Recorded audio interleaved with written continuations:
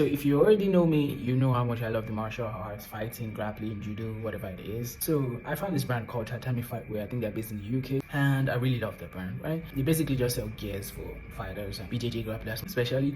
And then yeah, I ran an audit of their email marketing. I found a lot of lapses. So in this video, I'm going to go through them and how I would change that around for them if I were on the back end. First thing I had to do, of course, externally was find their color codes and their fonts, as you can see here, because of course I'm not in the brand, so I had to do that research. And then next thing I did was, of course, check their form out. You can see the sign up form. It's not too great. It's too small, meaning it can be easily clicked out of subconsciously without knowing, right? So to change this around, I created a full page form, a clear statement saying what a discount off your first order. You can see that there, and then two options, yes or no. It makes it very easy to accept or to decline, right? There will be no mistakes here in mistakenly clicking out of the form or subconsciously closing the form, never to be seen again. No, it will be very, very easy to say yes and very, very easy to say no. This helps a ton. And then this is the second page of the form. You can see that's when I now brought the email input for them to put their email. So there is about 99% of people who get to the email input who signed up with their emails because they've already consented in the first page with yes. Crazy, yeah?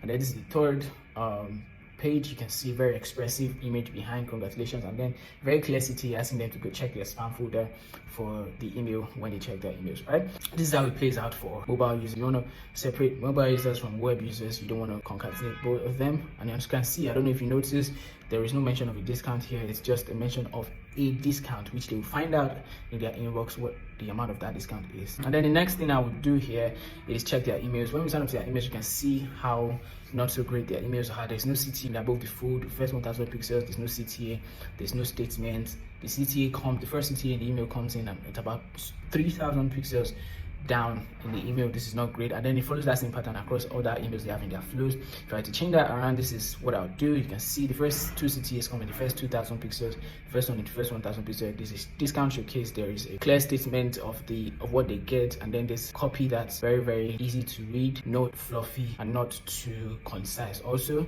And you can see an athlete here has been showcased, which has a little bit credibility, then some collection showcase, and then that same structure is the same thing I use for other images. You can also see their footer has some touch of credibility there. You can see about 48,772 verified reviews, which is great. And then yeah, so you just see how this plays out across every other image, right? And then we also went ahead to create an abandoned cart for them, as you can see.